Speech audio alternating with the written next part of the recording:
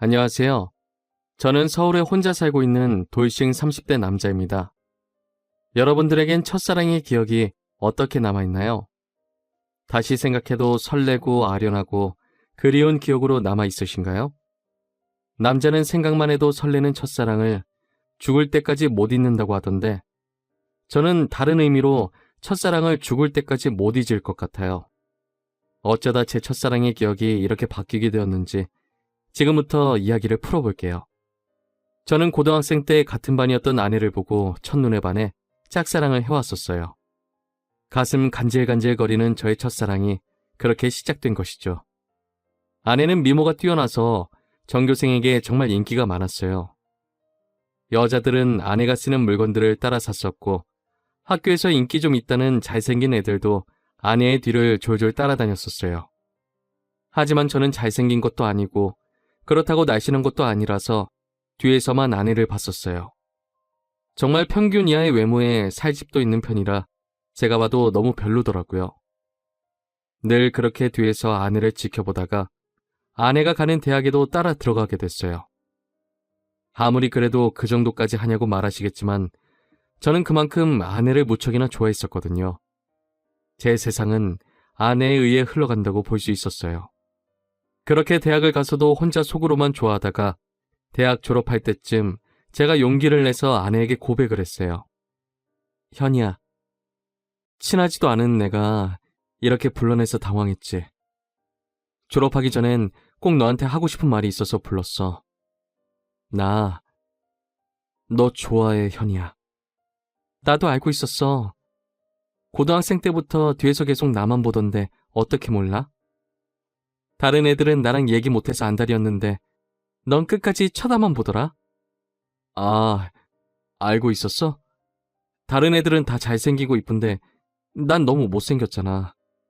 그래서 너한테 말을 걸 용기가 없어서 그냥 뒤에서 쳐다만 봤어. 차라리 말을 걸지 그랬어. 뒤에서 쳐다만 보면 얼마나 무서운 줄 아니? 장난이야. 오히려 다른 애들과는 다르게 특이해서 자꾸 눈길이 가더라고.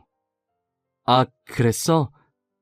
그럼 계속 특이한 애로 남게 오늘도 말 걸지 말 걸 그랬나?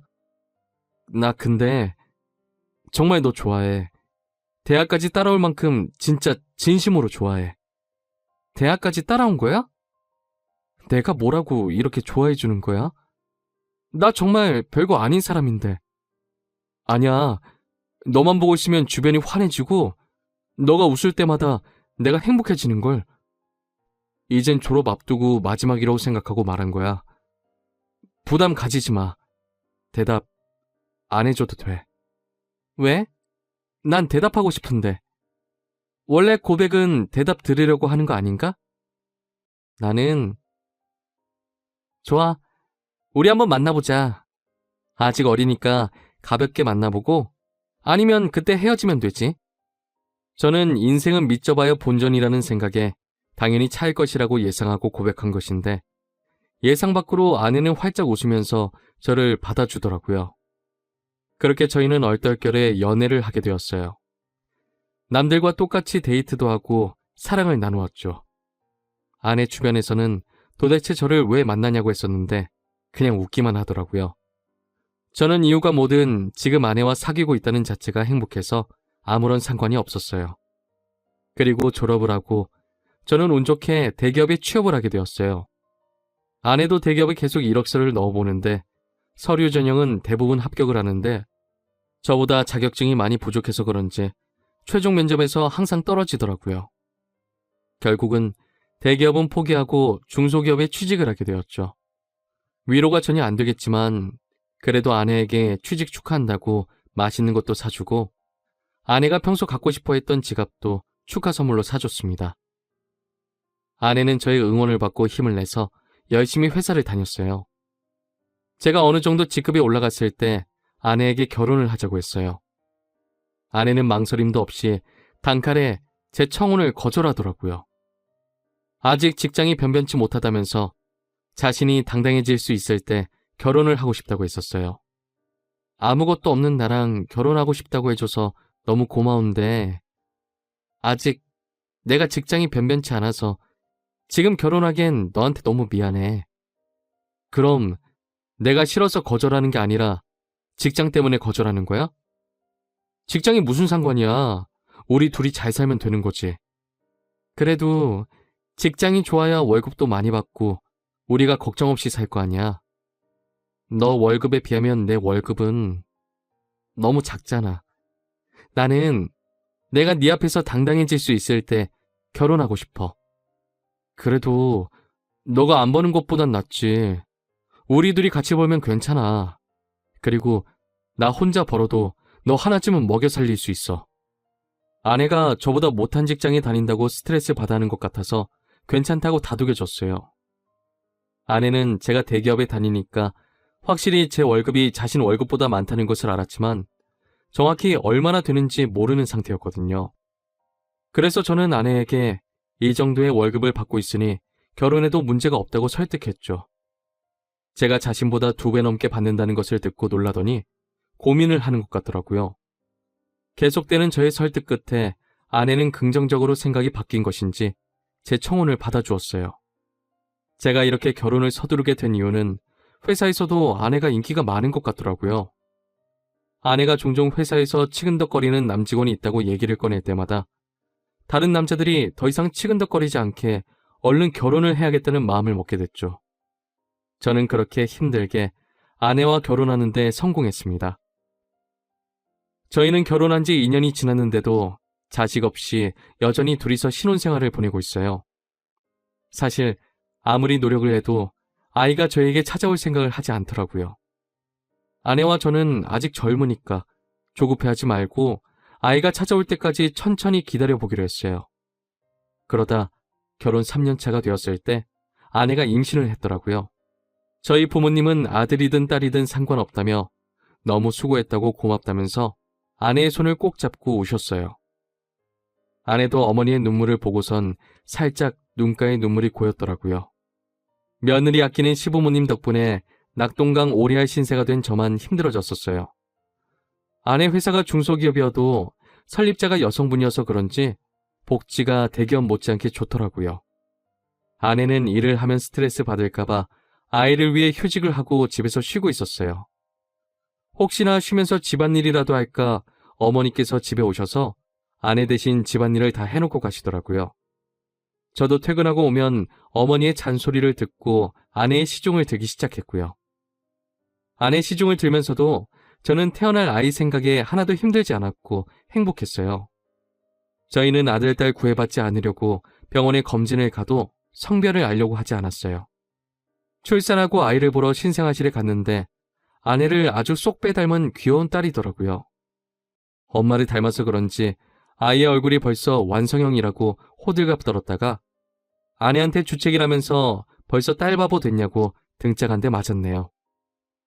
아내 손이 매운 편인데 저는 그날 아무리 맞아도 아프지가 않고 오히려 간지러웠어요. 이래서 다들 딸 낳으면 딸바보가 되는 건가 보다 싶더라고요.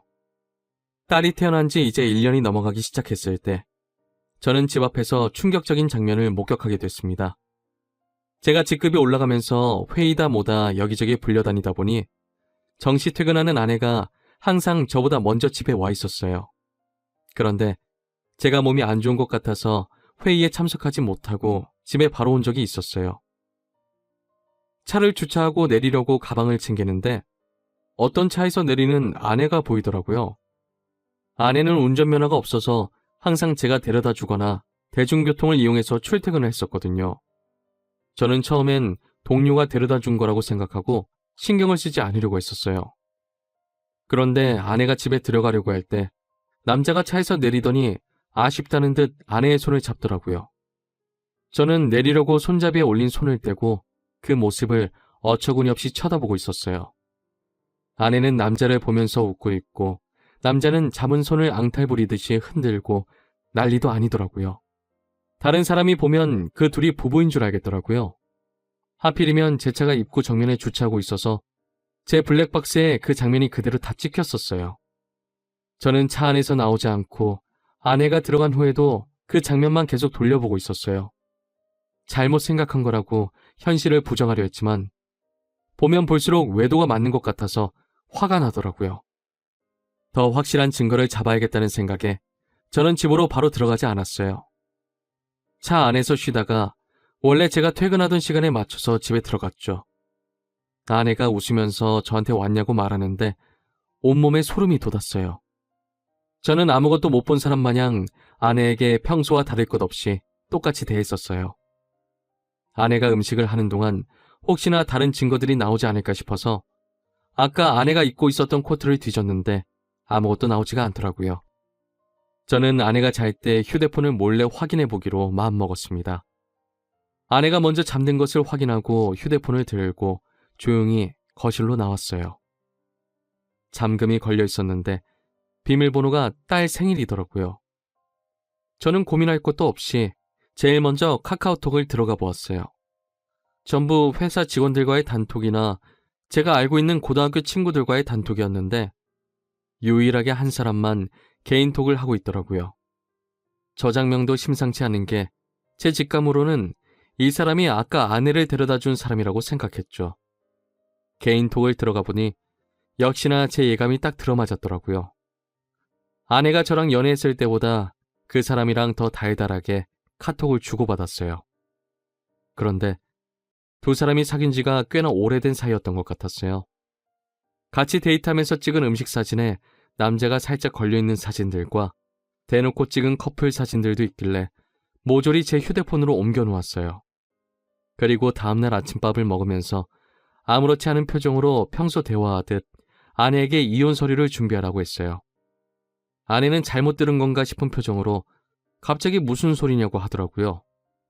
저는 아무 말 하지 않고 커플 사진을 아내의 폰으로 전송했어요. 방금 내가 당신한테 사진을 하나 보냈는데 그게 우리 이혼 사유야.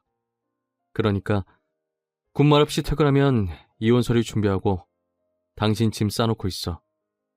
여보, 내가 미안해. 다신 안 그럴게. 잘못했어. 내가 당장 그 남자 정리할게. 우리 딸을 봐서라도 이 엄마는 안 돼. 엄마는 아빠 없는 애로 키울 수 없잖아. 안 그래? 그걸 아는 사람이 남편 두고 이렇게 딴 남자를 만나고 있었던 거야? 저번에 친구랑 저녁 먹고 온다고 했던 날도 그 남자랑 먹었더라? 그땐 정말 아무 사이 아니었어. 그날은 둘 다 상사한테 엄청 혼나고 퇴사 고민할 만큼 힘들길래 같이 저녁 먹으면서 하소연하고 헤어진 게 다야. 진짜야. 거짓말 치지 마. 내가 그전 대화까지 안 봤을 것 같아? 내가 사진만 대충 본 줄 아는 거냐고. 대화 내용까지 다 봤는데 왜 거짓말 치는 거야? 나도 모르겠어. 이렇게 거짓말 해서라도 당신 잡고 싶었나 봐. 내가 잘못했어. 나를 욕해도 좋아. 그런데 이혼만은 절대 안 돼, 여보. 그래? 그럼 지금 그놈이랑 당장 헤어져. 그렇지 않으면 난 무슨 짓 할 줄 몰라. 당신 회사에 불륜 증거 다 뿌리고 이혼할 수도 있어. 아내는 회사에 불륜 사실을 알리겠다고 하니 당장 그 남자에게 전화해서 이별을 통보하더라고요. 그리고 며칠 뒤 아내한테 들은 얘기인데 아내와 헤어지고 그 남자는 이직을 했다더라고요. 어디로 이직했는지는 모르고 남자가 휴대폰 번호를 바꿔버려서 만약에 다시 만나고 싶다고 한들 만날 수 없는 상황이라고 확실히 관계가 끝났다는 것을 말해줬어요. 저는 제가 있는 앞에서 이별을 통보했던 아내라 저 말을 의심조차 하지 않고 믿었던 것 같아요. 조금이라도 의심해보고 제가 직접 알아봤어야 할 내용이었는데 말이에요. 그리고 저희는 다시 예전 신혼 때처럼 관계 회복에 성공했어요. 아내가 미안했는지 그 사건 이후로 제게 과하다시피 너무 잘해주더라고요. 그 행동도 의심해봤어야 했는데 말이에요. 그 사이에 귀여운 딸이 저희에게 한 번 더 찾아왔어요. 이번에도 아내를 쏙 빼닮아 너무 이쁘더라고요. 어쩜 두 딸 모두 좋은 유전자만 받고 태어난 건지 눈에 넣어도 안 아플 지경이었어요. 제가 한동안 딸 보는 재미가 얼마나 쏠쏠했는지 몰라요. 주위 사람들한테 요즘 딸 보는 맛에 산다고 말하고 다닐 정도였어요. 요즘은 아들보다 딸이 더 좋다고 하던데 딸들을 보고 있으니 왜 그런 말을 하는지 알 것 같았어요. 어찌나 애교도 많고 저를 보고 방긋방긋 잘 웃던지 나중에 커서 딸이 결혼한다고 하면 정말 대성통곡할 것 같았어요. 저는 영원히 제 딸들을 옆에 끼고 살 수 있을 줄만 알았어요. 그날만 아니었다면 말이죠. 제가 중요한 프로젝트를 맡고 있어서 잠을 제대로 못 잔 적이 있었어요. 평일엔 프로젝트 때문에, 주말엔 딸들 보느라 피로가 누적이 되었던지 그날은 정말 낮잠을 안 자면 제가 과로사할 수도 있겠다는 생각이 들더라고요. 웬만하면 아이들을 봐주려고 했는데 도저히 못 버티겠어서 정말 오랜만에 주말에 잠시 낮잠을 잤었어요. 그러다 중간에 목이 너무 말라서 잠에서 깨버렸어요. 거실에서 아내가 통화를 하는지 문틈 사이로 아내 목소리가 어렴풋이 들리더라고요. 스피커폰으로 해놓은 건지 간간히 다른 사람 목소리도 들렸었어요. 저는 목이 말라서 아플 지경이길래 물을 마시려고 손잡이에 손을 올렸는데 아내가 하는 말에 문을 열지 못하고 그 자리에서 굳어버렸어요. 오늘 남편 얼굴 보는데 날이 가면 갈수록 더 못생겨지더라. 살만 디룩디룩 쪄서 진짜 얼굴 맞대고 밥 먹기 힘들어. 같은 공간에 있기도 싫어. 그러니까 내가 계속 이혼하라고 했잖아.